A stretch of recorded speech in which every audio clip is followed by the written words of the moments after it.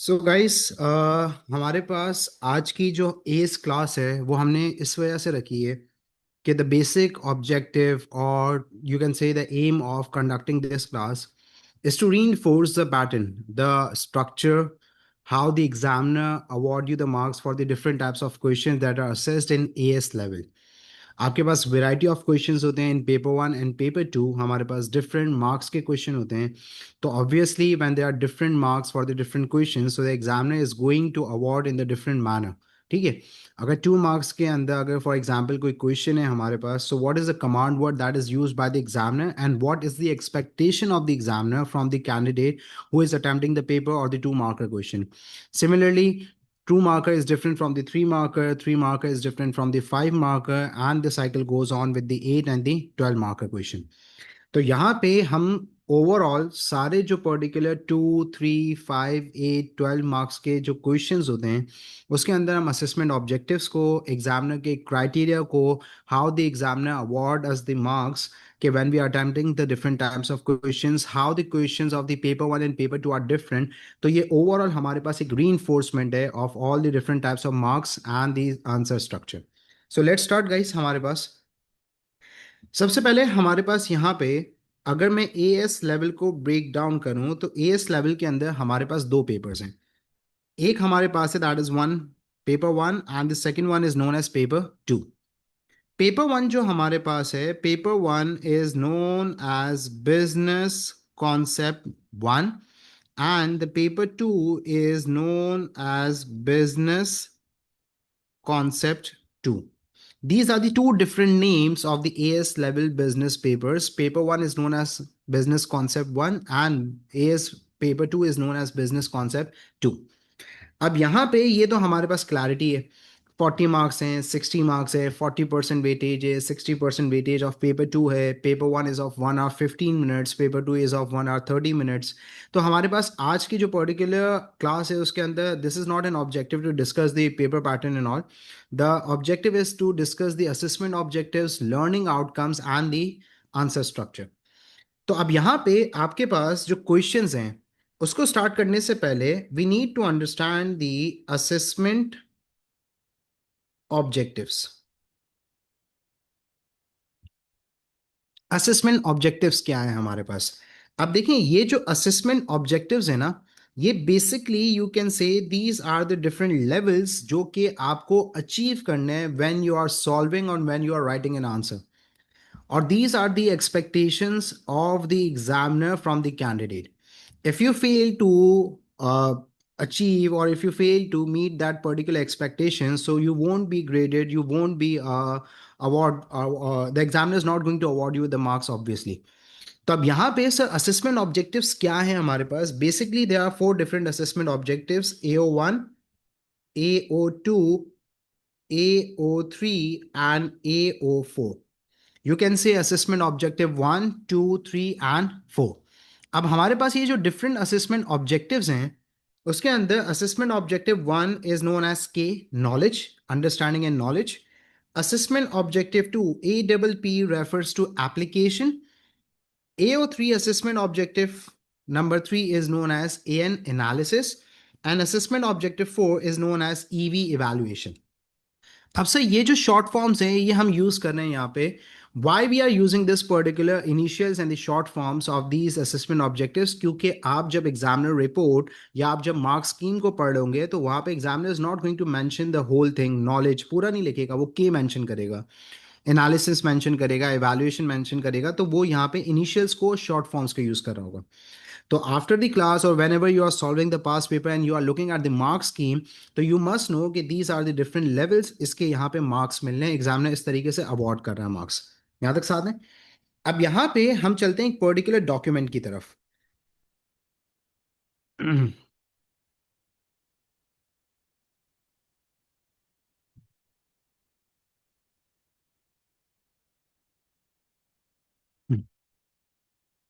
हमारे पास ये एक पर्टिकुलर डॉक्यूमेंट है। इस डॉक्यूमेंट को मैंने डिस्कस भी किया है और मैं यहाँ पे दोबारा से इसे डिस्कस कर रहा हूँ।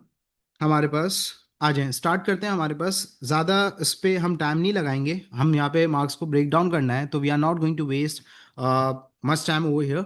हम बस यहाँ पे समझ लेंगे। हमारे पास सिलेबस अपडेट 23 25 हमारे पास, 26 के अंदर भी सेम चीज़ है हमारे पास जो कि कैरी फॉरवर्ड हो रही है।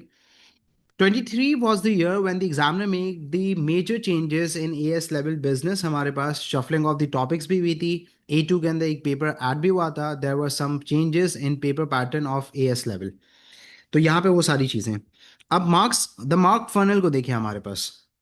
ए लेवल्स के अंदर हमारे पास जो मार्क्स हैं वो किस तरीके से अवार्ड किए जाते हैं। नॉलेज देखें सबसे कम, फिर उसके बाद एप्लीकेशन, फिर एनालिसिस एंड देन इवैल्यूएशन।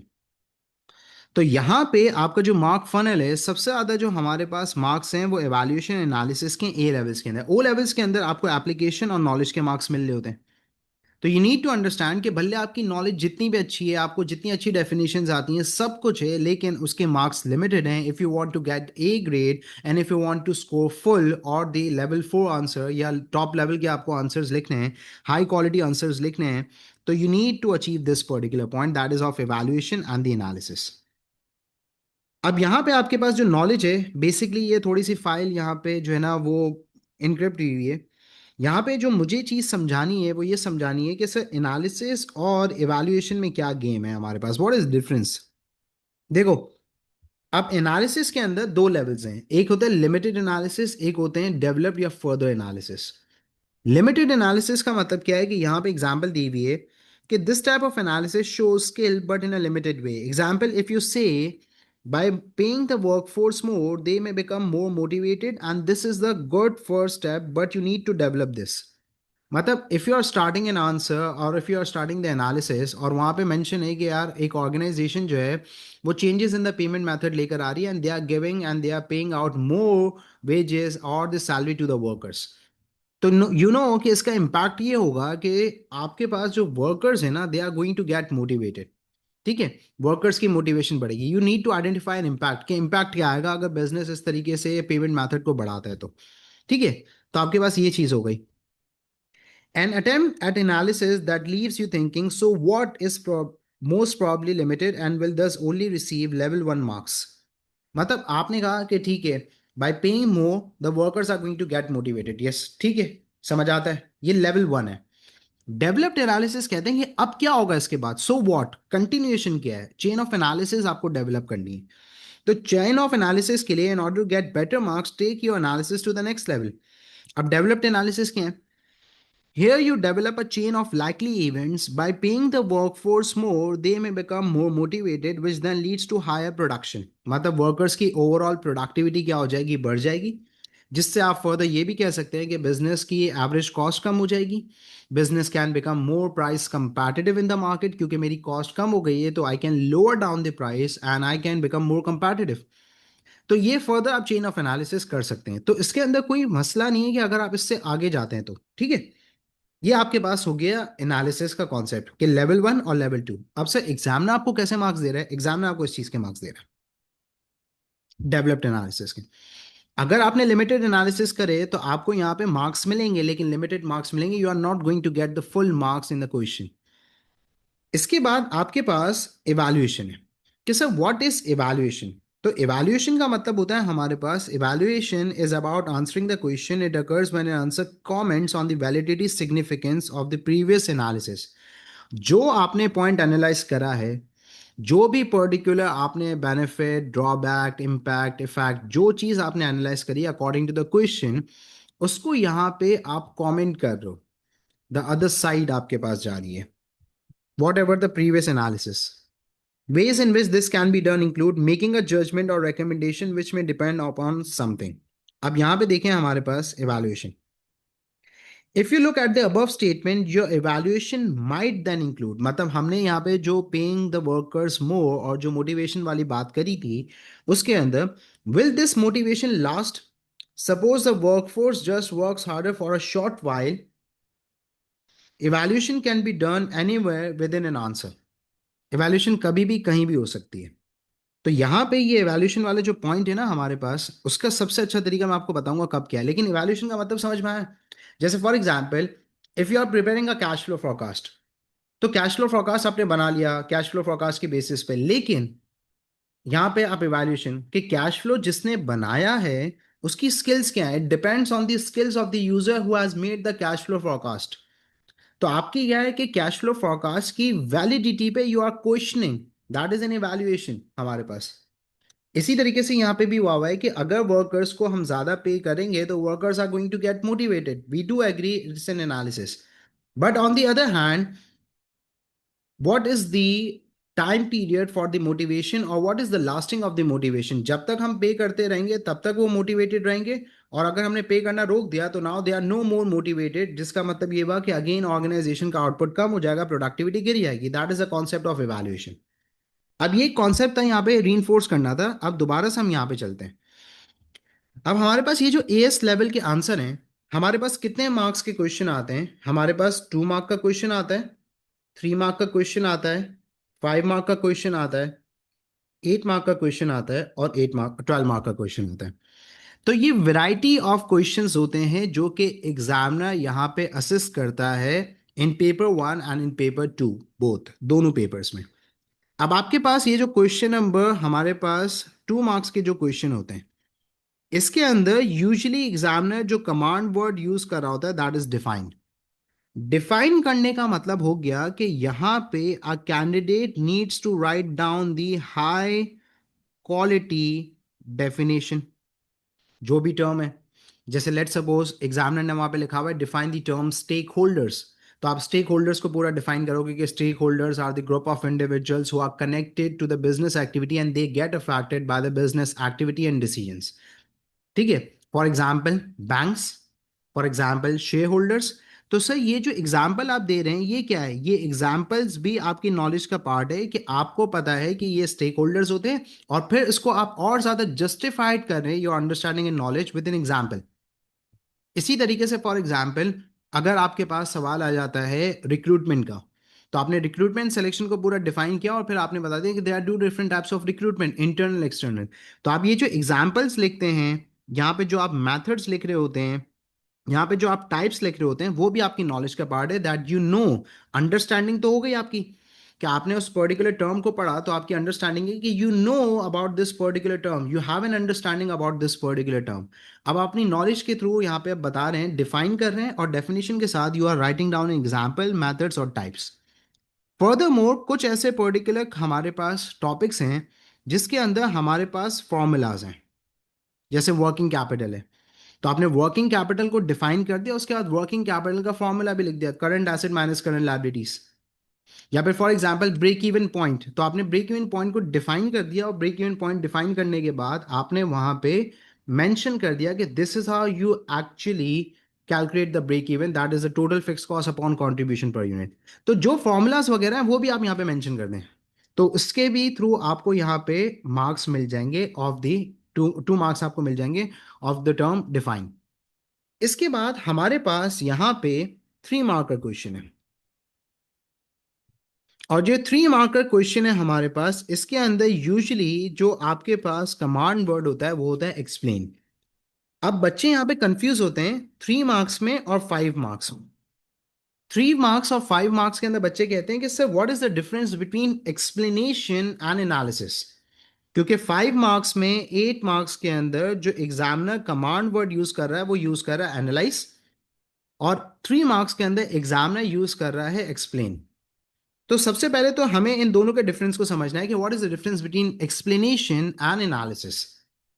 अब देखो बच्चों, यहाँ पे एक्सप्लेन करने का मतलब है, जैसे let suppose explain one limitation to a business of using the break even analysis.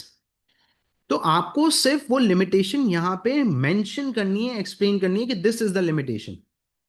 अब जैसे लेट सपोज एग्जांपल लेते हैं हमारे पास कि अगर business explain one impact of achieving economies of scale, या explain one impact of operating at the large scale. The business is going to achieve economies of scale which will reduce the average cost of the business. ये आपने explain कर दिया कि business large scale पे operate करेगा तो उसका एक impact ये होगा कि business की economies of scale achieve होंगी जिससे business की cost कम हो जाएगी। ये आपने explain करा है। एनालिसिस के अंदर आपको फिर बताना है कि how it is a particular benefit, how it is an impact, कि इकोनॉमीज ऑफ स्केल इसकी वजह से अचीव होती है कि बिजनेस लार्ज स्केल पे ऑपरेट कर रहा है, बिजनेस को यहाँ पे बल्क बाइंग करेगा, जिससे यहाँ पे सप्लायर उसे डिस्काउंट देगा, जिससे उसकी कॉस्ट कम हो जाएगी। दैट इज एनालिसिस, कि this is how this particular thing is bringing an impact और it's an advantage, drawback, benefit जो भी है। तो एक्सप्लेनेशन के अंदर आपसे बताते हैं, एनालिसिस के अंदर यू एक्चुअली डिग डाउन, और यहाँ you actually deep dive dive deeper into that particular thing, how this is an impact, benefit और अ ड्रॉबैक। तो अगर मैं यहाँ पे एक्सप्लेन की बात करता हूँ, तो सर एग्जामिनर मार्क्स कैसे दे रहा है? एग्जामिनर यहाँ पे एक्सप्लेन के अंदर 1 मार्क दे रहा है आपको नॉलेज के, और 2 मार्क्स आपको दे रहा है एप्लीकेशन के। अब यहाँ पे एप्लीकेशन मतलब आपको यहाँ पे कोई सिचुएशन या कोई पर्टिकुलर एग्जाम्पल क्रिएट करनी है for the business.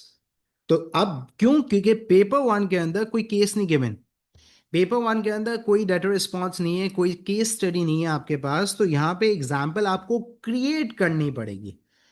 Is it clear?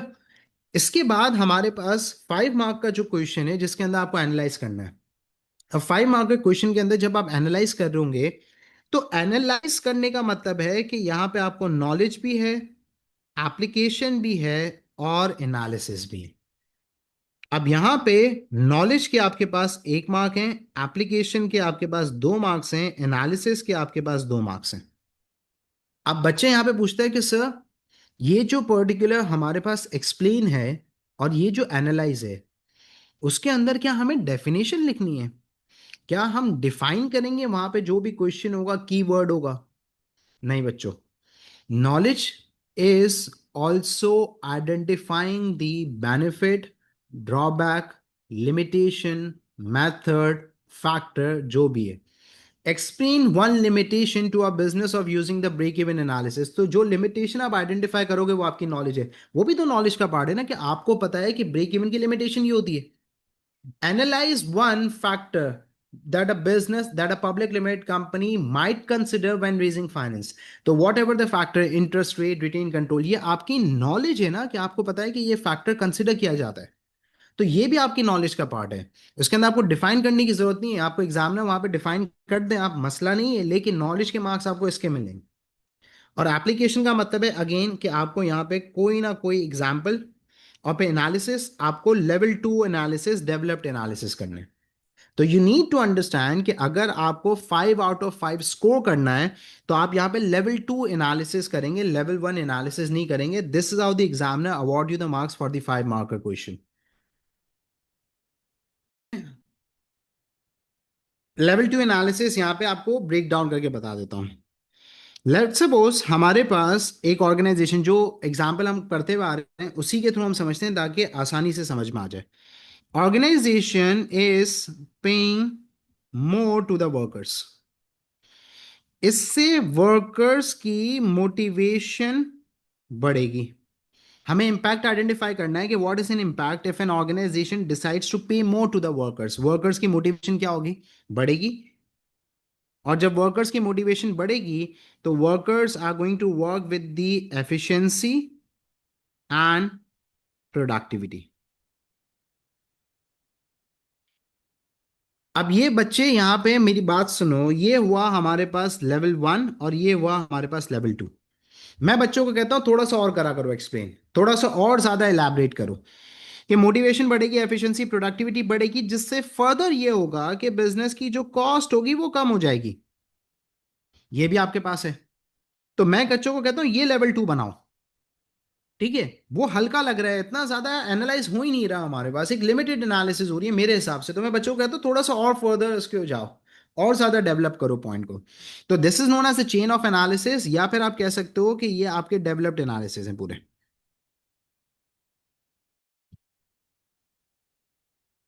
ये हमारे पास 2, 3, 5 का पैटर्न हो गया। अब हमारे पास यहाँ पे 8 मार्कर है। अब 8 मार्कर के अंदर आपके पास 2 मार्क्स हैं नॉलेज के, 2 मार्क्स हैं एप्लीकेशन के, 4 मार्क्स हैं एनालिसिस के।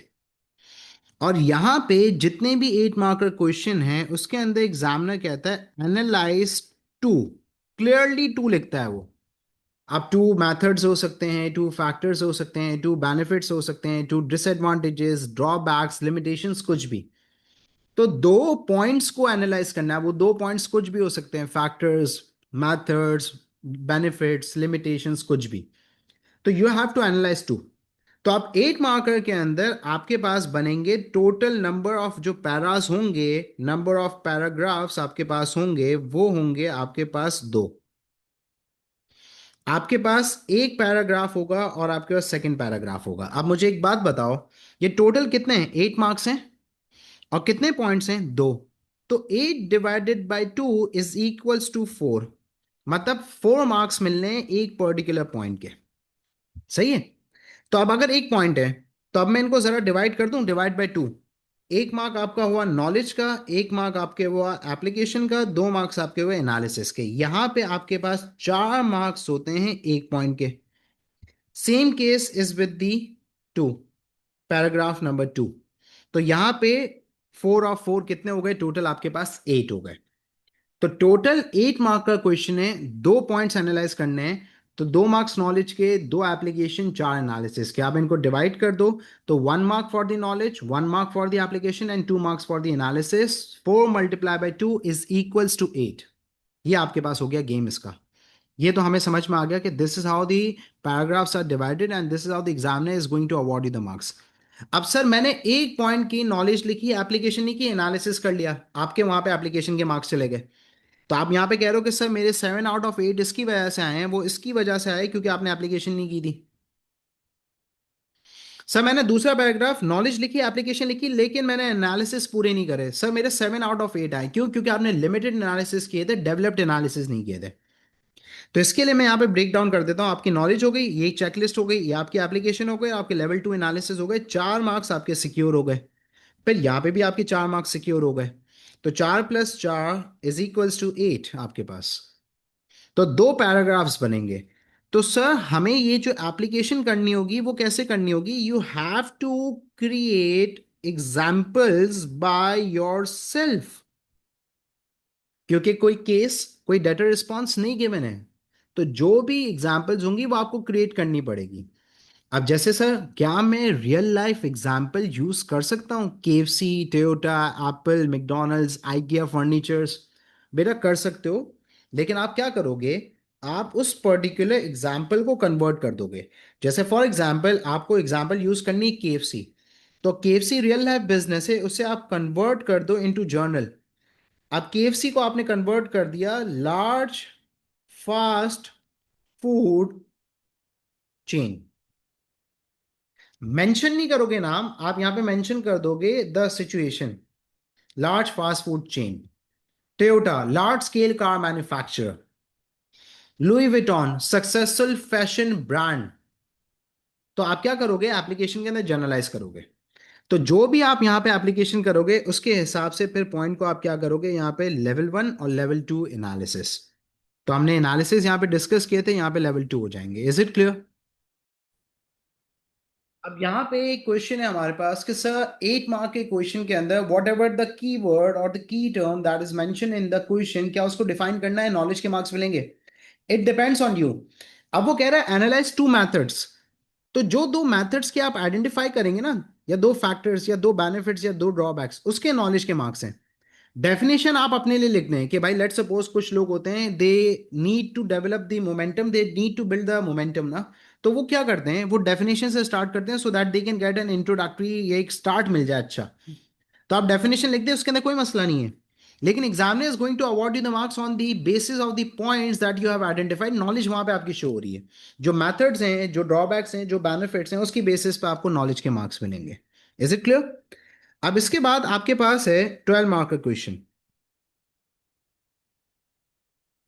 अब सर 12 मार्क्स के अंदर एग्जामिनर कैसे मार्क्स अवॉर्ड कर रहा है? The examiner is actually awarding you the marks on this particular, हमारे पास 12 मार्क्स के अंदर वो कैसे? 2 मार्क्स हैं नॉलेज के, 2 मार्क्स हैं एप्लीकेशन के, 2 मार्क्स हैं एनालिसिस के, 6 मार्क्स हैं वैल्यूएशन के। तो बच्चों यहाँ पे आपके पास इवैल्यूएशन के 50% मार्क्स हैं और इन तीन चीजों के 50% मार्क्स हैं।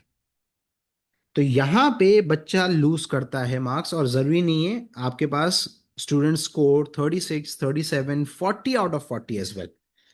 तो सर हमारे पास यहाँ पे इवैल्यूएशन का कॉन्सेप्ट तो समझ में आ गया था, क्योंकि अभी जो पीडीएफ हमने डिस्कस की थी फाइल, उसके अंदर वी नो कि कमेंटिंग। ठीक है। अब स्ट्रक्चर कैसा होगा यहाँ पे 12 मार्क के अंदर? आपका जो स्ट्रक्चर होगा, you have to make 4 different paragraphs. Total number of paras कितने बनेंगे आपके पास? टोटल नंबर ऑफ पैरास होंगे आपके पास यहाँ पे 4। पैरा नंबर 1 आपके पास, जिसके अंदर यहाँ पे आप उस पर्टिकुलर जो भी क्वेश्चन है उसकी जो की टर्म है, उस पर्टिकुलर की टर्म को या की पर्टिकुलर जो वर्ड होगा उसको आप यहाँ पे क्या करोगे? डिफाइन करोगे। तो यहाँ पे आपको मिलेंगे नॉलेज के मार्क्स, कोई भी पर्टिकुलर वहां पे जो की टर्म है उसके बारे में, यहाँ पे आपके नॉलेज के मार्क्स है।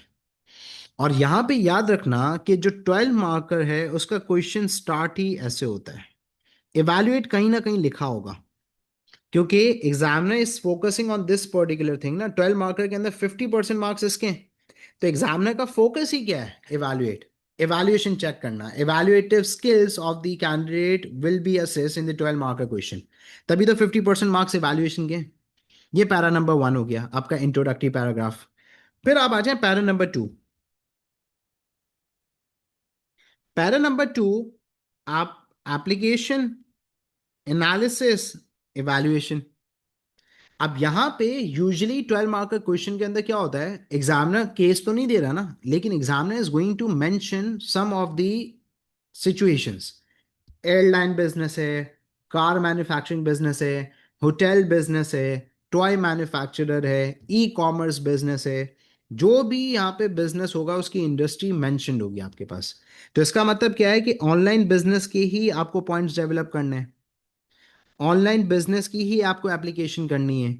उसी के बेसिस पे आप एनालिसिस करोगे और जो पॉइंट आप एनालाइज करोगे उसको साथ साथ इवैल्यूएट कर लो। अच्छा तरीका ये। सर ऐसा क्यों कह रहे हैं आप?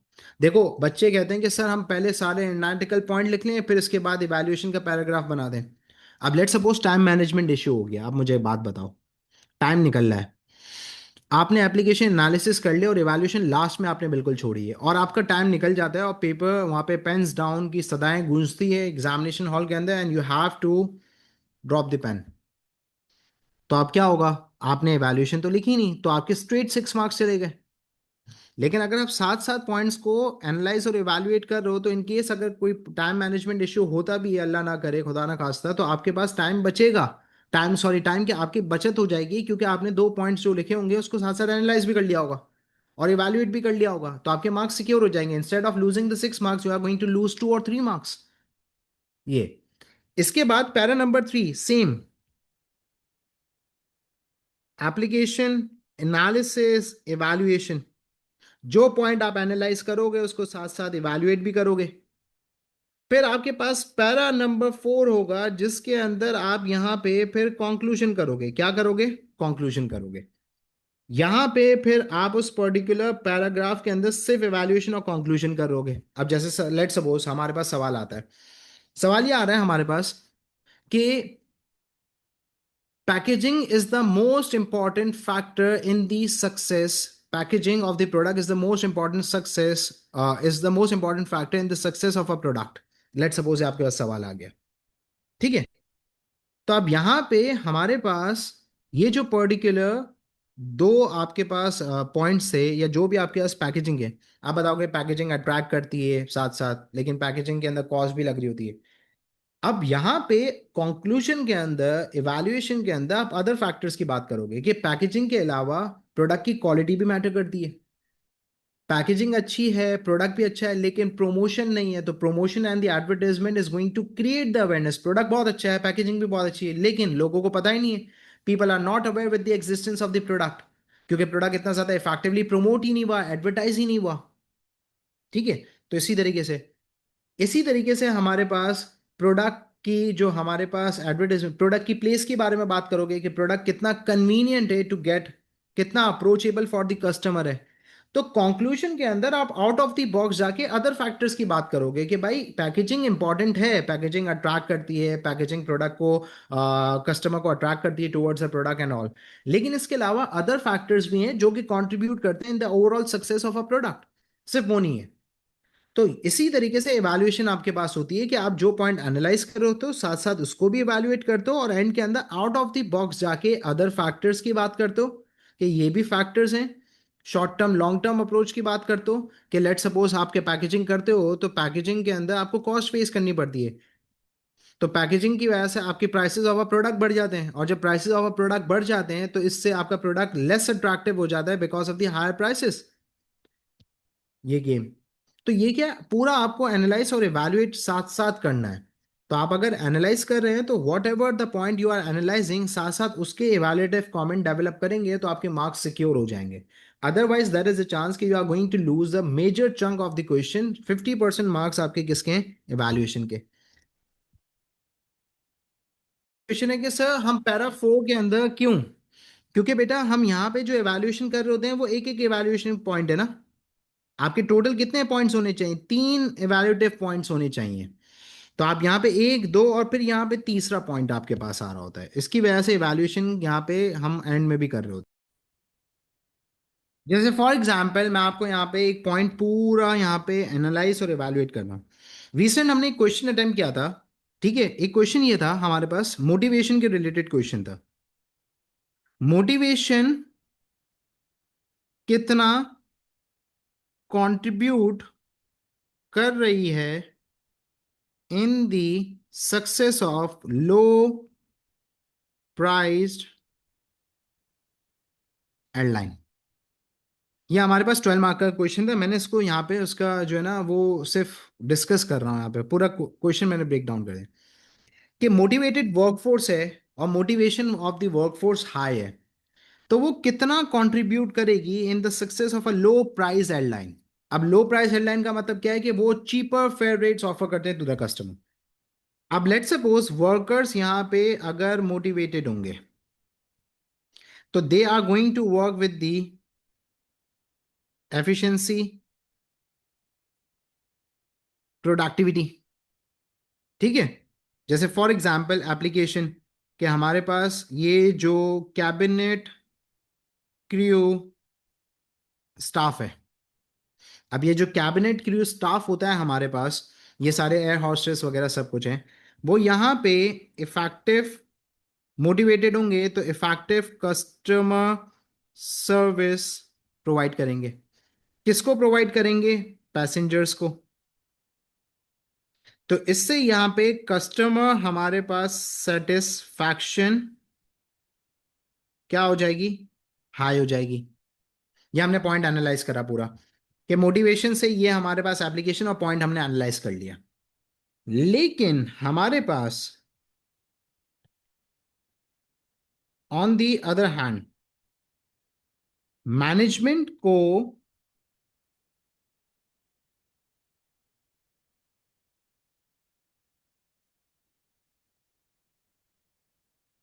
Right needs of the different workers, ignore the writing, समझिएगा। ऑन दी अदर हैंड हमारे पास मैनेजमेंट को यहाँ पे आइडेंटिफाई करना पड़ेगा कि हमारे पास जो कैबिनेट क्रू स्टाफ है, जो पायलट्स हैं, सबकी नीड्स डिफरेंट है। अब जो पायलट है उसकी नीड होती है कि he needs an autonomy, he needs a power because he is the pilot of A airplane, he is skilled. तो उसकी यहाँ पे नीड है कि उसे पावर से ऑटोनॉमी मिले कि कब क्या डिसीजन लेना है रिगार्डिंग द फ्लाइट। तो अगर management fails to understand the need of the pilot और वो सबको एक ही तरीके से मोटिवेट कर रही है और एक ही पर्टिकुलर चीज के सबको पैसे देके मोटिवेट करो, तो डू यू थिंक कि this particular strategy of motivation is going to work और the method of motivation is going to work? No. ये केस है। या आपने क्या करा, इवैल्यूएट करा। This is how it is done. तो जो पॉइंट आपने एनालाइज करा है उसके साथ साथ आपने उसको इवैल्यूएट भी कर दिया। दैट इज द केस हमारे पास। फिर अगर मैं इस पर्टिकुलर क्वेश्चन के लास्ट पैराग्राफ की बात करूं कंक्लूजन वाले, तो आपके लिए ठीक है, आप यहां पे कहेंगे कि हाँ मोटिवेशन है, वर्कफोर्स मोटिवेटेड है तो कॉस्ट कम लग रही होगी, कस्टमर सेटिस्फैक्शन आए होगी। ये सारी चीजें कंट्रीब्यूट करी in the low price airline. ठीक है, लेकिन हमारे पास हमें ये भी तो देखना है कि कंपटीशन कैसा है। कहीं ऐसा तो नहीं कि हमारे पास दूसरी भी ऐसी एयरलाइंस हैं जो सेम प्राइसेस में अच्छी क्वालिटी प्रोवाइड कर रही हो। कंपटीशन। नंबर टू, हमारे पास प्रमोशन एंड एडवर्टाइजमेंट। प्रोडक्ट अच्छा है, इफेक्टिव कस्टमर सर्विस प्रोवाइड कर रहे हैं, कस्टमर सेटिस्फाइड भी हैं। लेकिन what about the amount of promotion and advertisement that we are doing regarding the low price airline हमारे पास? कि लोगों को पता भी है कि ये एयरलाइन एग्जिस्ट करती है और ये एयरलाइन की इतनी अच्छी सर्विसेज हैं। समटाइम्स ऐसे वो बहुत सारे बिजनेस होते हैं वो अंडर द शैडो होते हैं, पता ही नहीं होते, लेकिन they are doing the great work in their particular field. तो ये क्या कंक्लूजन है अदर साइड? कि हाँ, हम एग्री तो कर रहे हैं कि ये लो मोटिवेशन काम करेगी, लेकिन इसके अलावा दूसरे फैक्टर्स भी हैं जो कि कंट्रीब्यूट करेंगे in this success of a low price airline. Is it clear guys? तो guys this was the aim कि हमने यहाँ पे डिस्कस करा। अब सब पेपर टू के अंदर क्या डिफरेंस होगा याद रखना। पेपर वन और पेपर टू में the difference is of application only. Paper one के अंदर यहाँ पे आपके पास जो भी पॉइंट्स हैं आप वो खुद से एग्जांपल्स क्रिएट करके और सारे फैक्टर्स को खुद से आप क्रिएट करके अज्यूम करके यहाँ पे एनालाइज और एवेल्युएट करें। तो पेपर टू में एप्लीकेशन नहीं, आपके पास खुद से नहीं करनी होगी। Situation of the business case given होगा, डेटा रिस्पॉन्स गिवन होगा, तो उसके साथ आपको रिलेट करना होगा। Whatever the points you are analysing, whatever the evaluative comments are you are developing, वो लिंक होंगे with the situation, with the case, with the data response. That's it, this is the only difference. Application का फर्क है paper one paper two में।